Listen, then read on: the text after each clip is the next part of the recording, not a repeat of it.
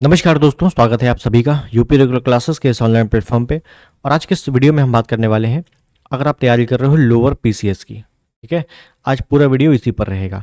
तो इसकी तैयारी कैसे करनी है, क्योंकि समय बहुत कम है। 75 दिन, मोटे मोटे आपके 75 डेज लेफ्ट हैं आपके पास। 75 दिन लगभग बचे हुए हैं। इन 75 दिन में क्या करना है कि आप सीधे अधिकारी बनोगे। ठीक है, सिंगल पेपर दे के अधिकारी बनोगे। ठीक, इसके बारे में बात करेंगे। और लेखपाल वाली गलती नहीं करनी है यहाँ पे। ठीक है, क्योंकि लेखपाल पहला पेपर था, जो सिलेबस चेंज हुआ है उससे लेखपाल पहला पेपर था आयोग का। ठीक, तो उसमें कई लोगों ने गलती की, इस पे नहीं करनी है। क्या है वो गलती, देखेंगे। और सेफ पेट स्कोर मैं पहले बता चुका हूँ, एक बार फिर बता दूंगा। इस पे हो, अगर इस रेंज में आ रहे हो तो बिल्कुल फ्री होकर, बिल्कुल रिलैक्स होकर तैयारी करो। ठीक है, नाम आ जाएगा, कोई दिक्कत नहीं है। ठीक है, चलिए। सबसे पहले आपको पता है कि, एक मिनट, कि आपके पास मोटे मोटे 75 दिन बचे हुए हैं। ठीक है, 75 दिन बचे हैं। यानी कि अगर अगर मैं आपसे कहूँ आज कि चलो भाई, अगर आपने बिल्कुल नहीं पढ़ा, शुरू से पढ़ो, शुरू से स्टार्टिंग से पढ़ो, तो ये पॉसिबल नहीं है। ठीक है, ये पॉसिबल नहीं है। ठीक, क्यों? क्योंकि 75 दिन में कोई तैयारी नहीं होती। तैयारी सालों से करते हैं लोग। ठीक है, बस लास्ट टाइम में रिवीजन होता है। तो ये टाइम, अगर सही मायने में बताऊं तो ये टाइम रिवीजन का है या टेस्ट सीरीज का है? रिवीजन प्लस टेस्ट का है। लेकिन अब आयोग ने तो अभी शॉर्ट लिस्टिंग भी नहीं दी है। शॉर्ट लिस्टिंग भी नहीं आई है। ये शॉर्ट लिस्टिंग कब तक आएगी? तो देखो, 18 तारीख को तो फॉर्म एंड होंगे। ठीक है, ये बंद होंगे फॉर्म भरना। ठीक, और जून लास्ट में मुझे उम्मीद कम लग रही है, लेकिन हाँ, जुलाई, 15 जुलाई से पहले, 15 से पहले आपको शॉर्ट लिस्टिंग इसकी मिल जाएगी। ठीक है, ये शॉर्ट लिस्टिंग इसको 15 जुलाई से पहले आपको किसी भी कीमत पर आयोग दे देगा। ठीक है, और उसके बाद आपके पास मुश्किल से 30 से 35 दिन बचेंगे एक परीक्षा के। ठीक है, अगर आप देखोगे तो 20 दिन वो, 15 दिन ये। ठीक है, तो 35 दिन मुश्किल से बचेंगे आपके परीक्षा के। तो अगर ये सोच रहे हो आप कि शॉर्ट लिस्टिंग आ जाएगी, उसके बाद देखेंगे टाइम मिल रहा है, मतलब मौका मिल रहा है कि नहीं, मौका मिलेगा तो तैयारी करेंगे। तो 30 से 35 दिन में अगर आपको लग रहा है कि आप लोअर पीसीएस की तैयारी कर लोगे, तो आप बहुत बड़े घाटे में चले जाओगे। ठीक है, क्योंकि लोअर पीसीएस है, एक लेवल ऊपर ही रहेगा इसका। ध्यान रखना, लेवल अप रहेगा इसका, क्योंकि इससे आप अधिकारी बनोगे, कोई कर्मचारी नहीं बनोगे। ठीक, तो 30 से 35 दिन आपको मिलेंगे, तो मुझे नहीं लग रहा कोई की तैयारी हो पाएगी। तो पहली बात तो यहीं पर, जो लोग सोच रहे हैं कि शॉर्ट लिस्टिंग आ जाएगी, अगर नाम आता है तो तैयारी करेंगे, अभी डाउट में है, तो आप आगे तैयारी करके भी सेलेक्ट नहीं हो पाओगे। ठीक है, पेपर देने चले जाओगे, वो आपकी इच्छा है, लेकिन सेलेक्ट नहीं हो पाओगे।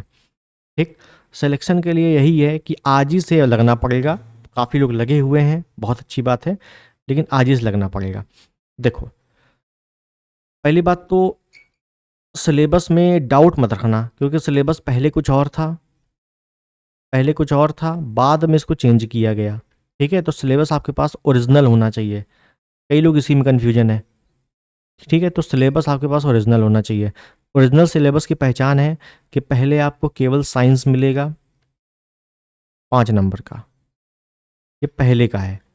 ठीक है, अब इसको रद्द कर दिया गया था सिलेबस को, तो नया सिलेबस है, उसमें साइंस एंड टेक ये जोड़ा गया है 10 नंबर का।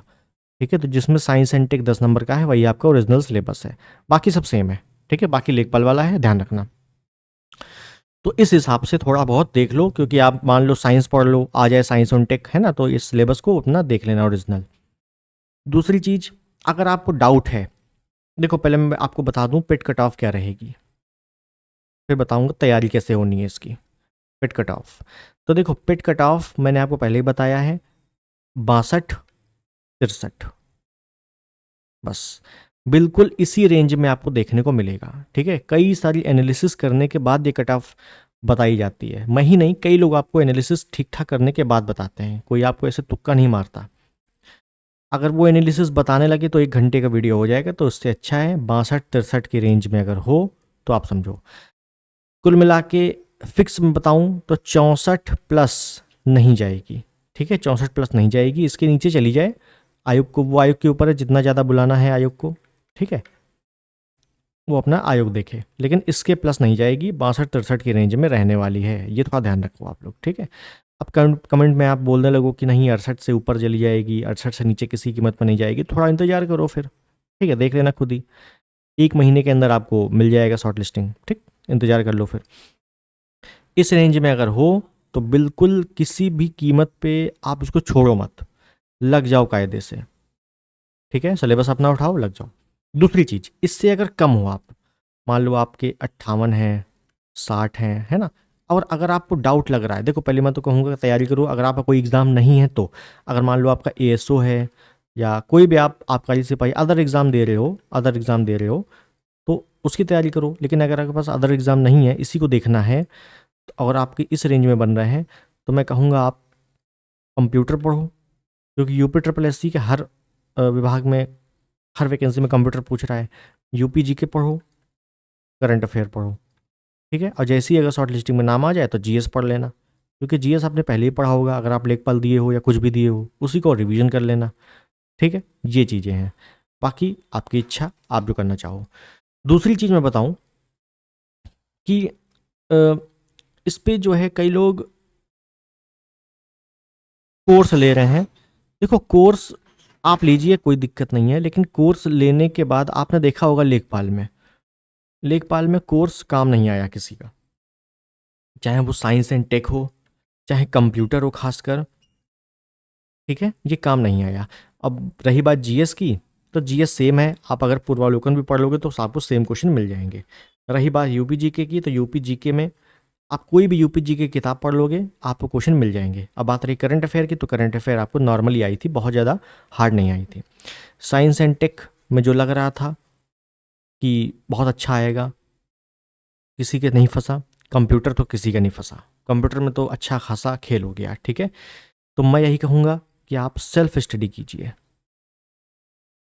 सेल्फ स्टडी, और सेल्फ स्टडी में एनसीईआरटी को आप फॉलो कीजिए, क्योंकि जो क्वेश्चन बने थे एनसीईआरटी से बने थे लेखपाल में, ठीक है।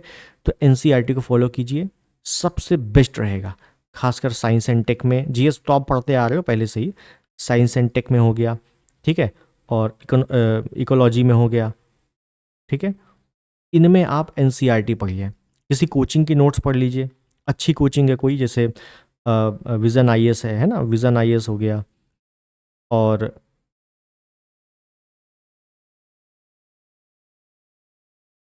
दृष्टि आईएएस हो गया,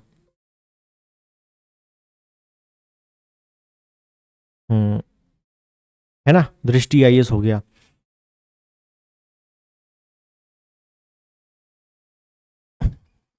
दृष्टि आईएएस, इन सब की आप जो नोट्स पढ़ोगे तो आपको लगेगा कि हाँ ये चीज़ें हैं, ठीक।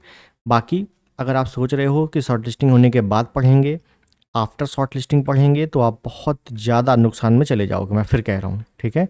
तो आफ्टर शॉर्ट लिस्टिंग नहीं पढ़ना है, अभी से ही पढ़ना है, अभी से, ठीक।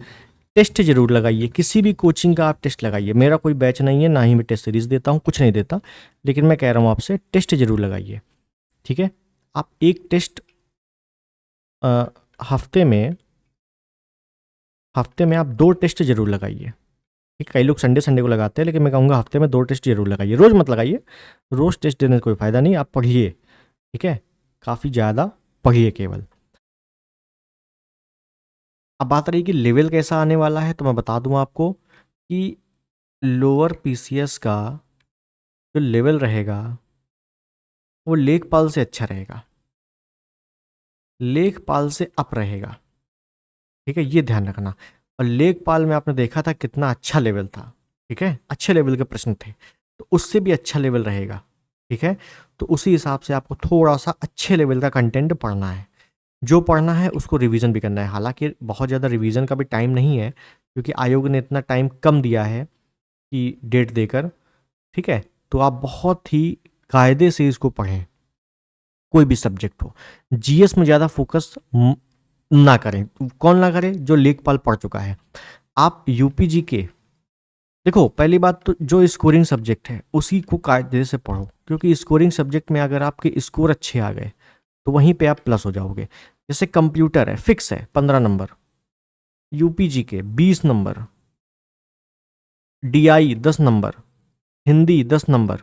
लो यहीं पर हो गए आपके 30 + 20 50, तो यहीं हो गए। समझ रहे हो? तो इस हिसाब से अपना कंटेंट रेडी करके पढ़ो। जो नंबर फिक्स है, अब मान लो आप एक हिंदी में जैसे 10 नंबर का आना है, आपके इसमें आ गए 7 या 8, बस वहीं आउट हो गए आप। क्यों? हिंदी इजी आ रही है, हिंदी नॉर्मल आ रही है, इसमें आपको 10 में 10 लाना ही पड़ेगा किसी भी कीमत पे। डीआई में आपको 10 में 10 लाना ही पड़ेगा। समझ रहे हो? मतलब ये इसमें आप सिली मिस्टेक जो होता है ना, वो बिल्कुल नहीं कर सकते। तो इन सब को, स्कोरिंग सब्जेक्ट को अच्छे से देखो, बाकी अपना नॉर्मल पढ़ते रहो, आराम से हो जाएगा। कोचिंग के चक्कर में पढ़ोगे तो लेखपाल वाले कई ऐसी कोचिंगें हैं, मैं आप नाम नहीं लूँगा, लेखपाल में उन्होंने सिलेबस लिया और वो लास्ट तक एग्ज़ाम तक उनका सिलेबस पूरा ही नहीं हुआ, एग्ज़ाम तक सिलेबस ही नहीं पूरा हुआ। ठीक है? तो इस हिसाब से मैं कह रहा था कि आप सेल्फ करो तो ज़्यादा बेटर है, सेल्फ में बेनिफिशियल काफ़ी ज़्यादा है। ठीक है? ये चीज़ें हैं। बाकी अगर कोई भी क्वेरी होती है आपके पास तो ज़रूर बताना, मैं कमेंट में ही आपको बता दूंगा कैसे क्या करना है। ठीक है? तो मिलते हैं अगले वीडियो में बेहतरीन जानकारी के साथ। तब तक के लिए नमस्कार, जय हिंद, वंदे मातरम।